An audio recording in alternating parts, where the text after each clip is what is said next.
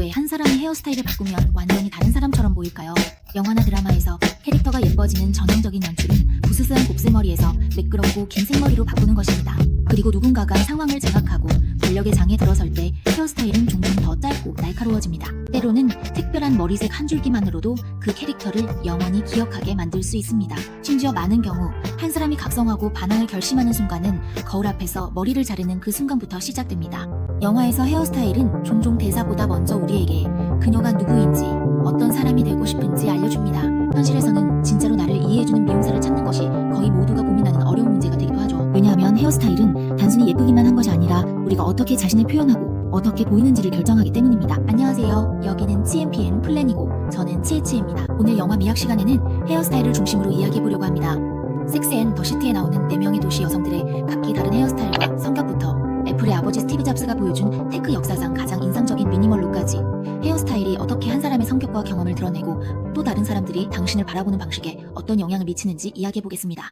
만약 헤어스타일이 곧 성격을 완벽하게 대변하는 작품이 있다면 제가 가장 먼저 떠오르는 건 바로 섹스 앤 더 시티입니다. 초기 감정과 패션의 바이블로서 섹스 앤 더 시티는 전형적인 도시 여성 이야기의 한 모델을 만들어냈죠. 4명의 도시 여성, 4가지 헤어스타일, 그리고 있는 곳 4가지 전혀 다른 연애관과 라이프 스타일을 의미합니다. 드라마 전체의 영혼이라 할 수 있는 케이린의 곱슬머리는 가장 상징적인 시각적 아이콘이라고 할 수 있습니다. 그녀의 곱슬머리는 정성스럽게 손질한 스타일이 아니라 막 잠에서 깬 듯하거나 바람에 휘날린 듯한 느낌이죠. 그 정수는 한마디로 헝클어짐입니다. 한눈에 봐도 이 여자는 감성이 우선이고 자유를 추구하며 결코 틀에 얽매이지 않고 길들여지기를 원하지 않는 사람임을 알 수 있습니다. 그리고 이 헝클어진 곱슬머리는 캐런의 혼란스러운 삶과 감정 상태를 그대로 반영합니다. 도시 감성 칼럼니스트로서 캐런의 글쓰기는 일정한 리듬이 없고 그녀는 항상 연애와 인간관계에서 영감을 찾기 때문에 매번 칼럼은 그녀 자신의 의문으로 시작됩니다. 기혼자와 싱글 사이에 비밀스러운 냉전이 존재할까? 혼자 있는 것보다 거짓으로라도 연애하는 게 나을까? 모든 남자는 다 이상한 걸까? 그녀의 소비 습관도 마찬가지로 즉흥적이어서 한편으로는 집세 걱정을 하면서도 거의 모든 돈을 옷과 하이힐을 사는 데 써버립니다. 그리고 그녀의 옷차림도 머리 스타일처럼 역시나 엉망입니다. 캐런은 거의 고정된 스타일이 없고 모든 것을 믹스매치하며 금기 없이 입는다는 걸 알 수 있는데 이는 그녀의 감정 상태와도 닮아 있습니다.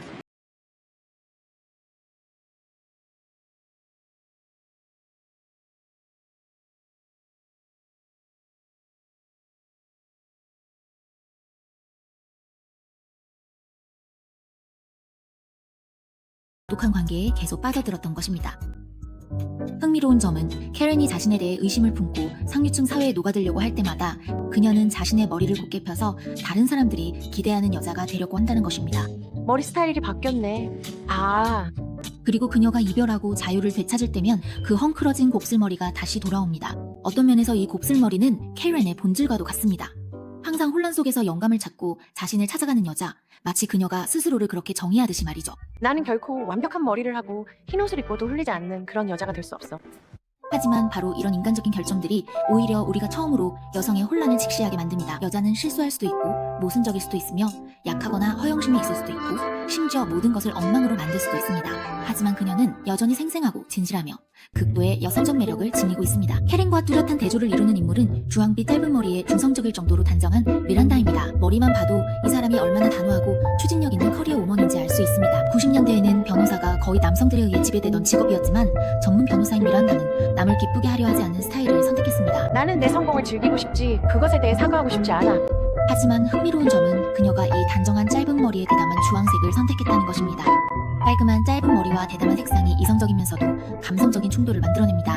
보면 알 수 있듯이 그녀가 혼란스러운 감정 관계에 빠지거나 자신을 좀 더 재미있게 만들려고 할 때마다 그녀의 머리는 조용히 곱슬거리거나 뻗치기 시작하고 머리색도 더 대담한 빨간색으로 변합니다. 그녀의 옷차림 스타일도 마찬가지입니다. 그녀는 검정, 파랑, 짙은 초록, 와인 레드와 같은 색조의 직장용 정장을 많이 가지고 있지만 동시에 다양한 고채도의 밝은 색상과 귀여운 요소가 들어간 일상복도 사랑합니다. 마이런다의 절대된 겉모습 아래에는 감성적이고 순수하며 심지어 동심이 가득한 영혼이 숨겨져 있다는 것을 알 수 있습니다. 그리고 그녀가 직면한 것은 전형적인 커리어 우먼의 딜레마입니다. 겉으로 보기에는 미란다가 4명의 여성 중에서 가장 이성적이고 가장 독립적인 사람입니다. 어떻게 이렇게 똑똑한 4명의 여자가 남자친구 얘기밖에 할 게 없을 수 있지? 은행 계좌만 있는 중학생 같잖아. 우리 자신에 대해서는 어때? 하지만 그녀는 감정적 관계에서 자주 자신을 의심합니다. 나 매력 있고 똑똑하잖아, 맞지? 돈도 있고 좋은 직장도 있는데 아직도 사람들이 너 혼자야? 라고 물어봐. 그녀는 독립적인 삶을 좋아하지만 동시에 외로움을 견디지 못해 결국 여러 면에서 자신과 어울리지 않는 연인 스티브를 선택했고 그로 인해 인생의 방향이 달라지게 됩니다. 이 시기에 미란다는 임신과 이별을 겪으며 싱글맘이 되었고 그녀의 머리카락선은 점점 덜 날카로워졌으며 머리색도 더 깊고 부드러운 적갈색으로 변했습니다. 그녀는 더 이상 남자보다 잘해야 한다는 집착을 버리고 언제든 싸울 준비가 되어 있던 태도도 내려놓으며 엄마이자 한 여성으로서 자신을 다시 이해하고 받아들이기 시작합니다. 카렌의 로맨틱함이나 미란다의 반전과 달리 곱고 긴 머리카락을 가진 샬럿은 전통적인 의미에서 완벽한 여성의 화신처럼 보입니다. 그녀의 부드럽게 가르마를 탄 긴 머릿결은 언제나 매끄럽고 윤기가 흐르며 완벽한 곡선을 자랑합니다. 그녀의 복장 또한 어퍼이스트 사이드의 우아한 상류층 여성의 전형을 따릅니다. 검은색 드레스, 샤넬의 클래식한 수트, 광택이 도는 실크 셔츠, 혹은 심플하면서도 세련된 분위기를 강조하는 슬림한 캐주얼 의상 등입니다. 그리고 그녀의 눈빛은 언제나 선하고 순수해서 그녀의 캐릭터와 완벽하게 어울립니다. 마치 로맨스 영화에서 늘 남자의 구원을 기다리는 여주인공처럼 말이죠. 여자는 사실 구원받기를 원할 뿐이잖아요. 나는 완벽한 남자를 만나서 결혼할 거야. 모범생 샬롯의 세계에서는 모든 것이 완벽하고 질서 정연해야 합니다. 그래서 그녀는 헤어스타일을 크게 바꾸는 일이 거의 없죠. 높게 묶은 포니테일, 우아한 본 헤어, 혹은 가끔씩 하는 프렌치 웨이브처럼 그녀의 스타일은 언제나 정돈되어 있고 중산층 분위기가 물씬 풍깁니다. 성격을 드러내고 싶을 때는 그녀는 다양한 색깔의 머리띠로 안전한 범위 내에서 약간의 반항을 연출하곤 합니다. 하지만 드라마 전체에서 샬럿의 완벽함은 자신감에서 비롯된 것이 아니라 불안에서 비롯된 것입니다. 사우나에 들어갈 때도 그녀는 완벽한 몸매가 아니라는 생각에 벌거벗는 것을 두려워합니다. 그녀는 항상 자신이 선택받고 구원받는 동화 속 공주이길 기대하며 겉보기에는 완벽한 인생 시나리오를 향해 나아가는 듯 보입니다.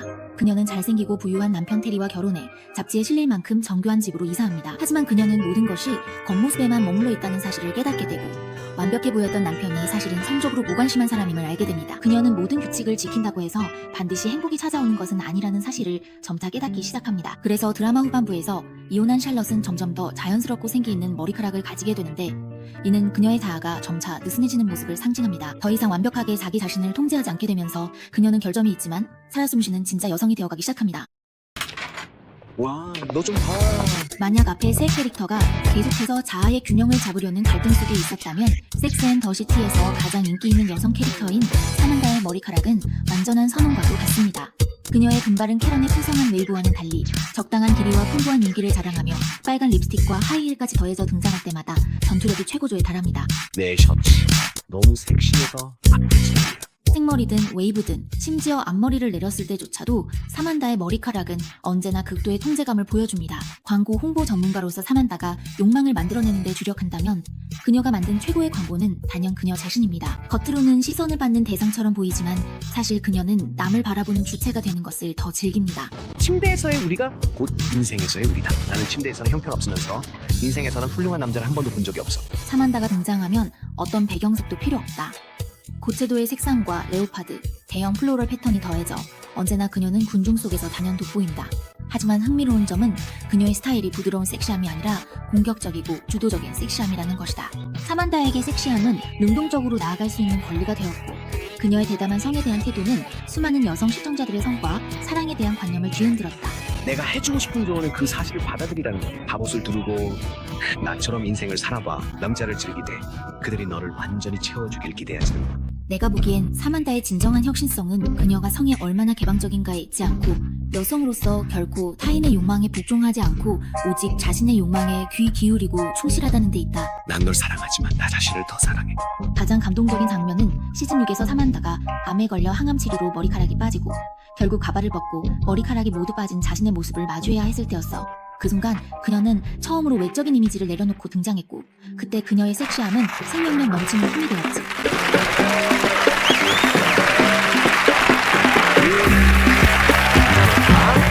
내가 보기엔 섹스 앤 더 시티의 네 여성의 헤어스타일은 단순한 스타일의 차이가 아니라 네 가지 생생한 여성상과 네 가지 서로 다른 자아와 세상에 대한 태도를 상징해. 이렇게 겉보기엔 사소한 헤어스타일의 변화 속에서 그녀들은 우리에게 충분히 매혹적인 여성의 세계를 열어줬어. 그리고 언제든 우리는 스스로를 그리고 인생을 다시 변화시킬 용기를 가지고 있어. 한 사람의 머리카락은 종종 진짜 자아를 반영하지만 늘 간과되기 쉬운 부분이야.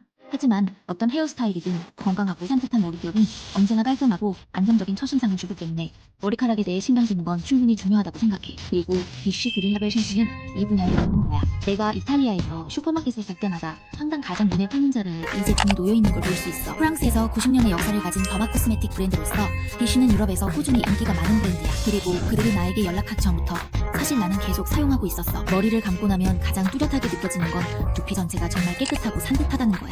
기름진, 비듬, 가려움 같은 문제도 한 번에 해결되고 심지어 이틀, 3일이 지나도 머릿결이 여전히 산뜻하고 볼륨감 있어. 나는 개인적으로 일주일에 한 번씩 머리를 감아서 상태를 유지하는 게 습관이야. 만약 두피에 비듬이 심하게 생기는 시기라면 일주일에 3번 사용해서 개선할 수 있고 평소에는 비쉬의 레드라벨 샴푸와 번갈아 사용해도 돼. 한 사람의 머리카락은 별거 아닌 것처럼 보여도 즉각적으로 분위기를 바꾸거나 어떤 스타일을 연출할 수 있어.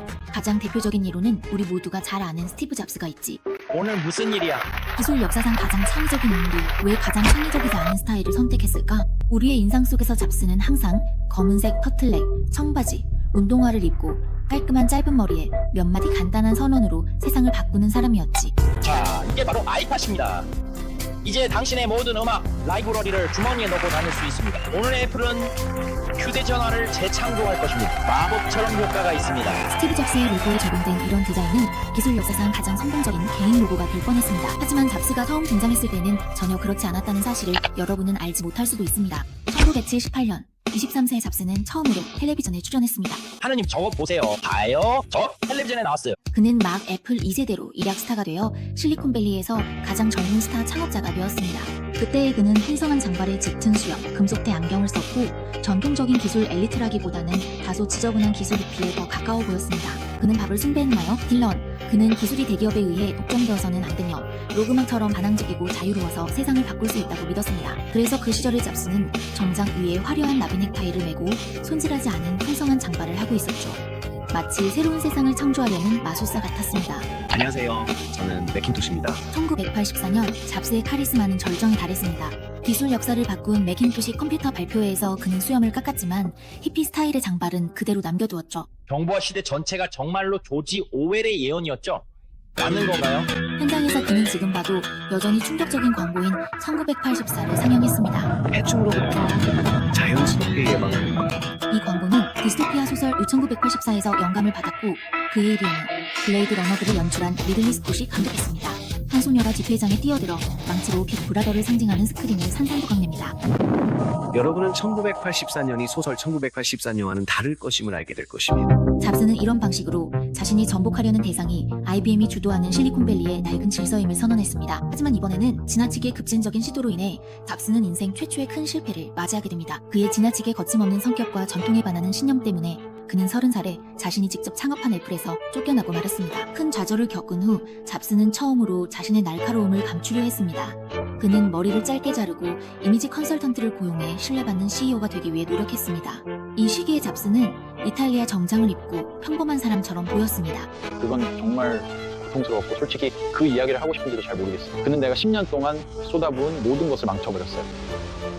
애플은 계속해서 시장 점유율을 잃고 있습니다. 그리고 마침내 애플이 파산 위기에 몰리자 잡스가 다시 불려왔습니다. 그는 엘리트 정장을 벗고 부풀었던 긴 머리도 잘라내며 마치 완전히 새로 태어난 사람처럼 오직 가장 핵심적인 부분만 남았습니다. 깔끔한 짧은 머리, 미니멀한 무태, 안경만이 남았죠. 물론 그 유명한 시그니처 룩도 있죠. 검은색 터틀넥, 리바이스 청바지, 그리고 뉴발란스 러닝화 한 켤레. 이 룩은 이세이 미야케가 디자인한 것으로 겉보기에는 단순하지만 일종의 유니폼 같은 시각적 상징을 만들어냈습니다. 그리고 잡스는 이 옷을 한 번에 수백 벌이나 맞췄습니다. 그가 보기엔 스스로 선택을 줄이면 오히려 더 많은 자유를 얻을 수 있기 때문이었죠. 적을수록 더 많다는 이 미니멀리즘 미학 역시 그가 애플로 가져왔습니다. 제품을 디자인한다는 것은 머릿속에 5,000가지를 담아두고 원하는 결과를 얻기 위해 그것들을 새롭고 다양한 방식으로 계속해서 조합해 나가는 일입니다. 불필요한 셈도 쓸데없는 기능도 없이 오직 차분함과 정밀함, 절제만이 남아있으며 모든 디테일이 본질을 위해 존재합니다. 그 순간부터 애플은 잡스의 미학 세계에 들어섰습니다.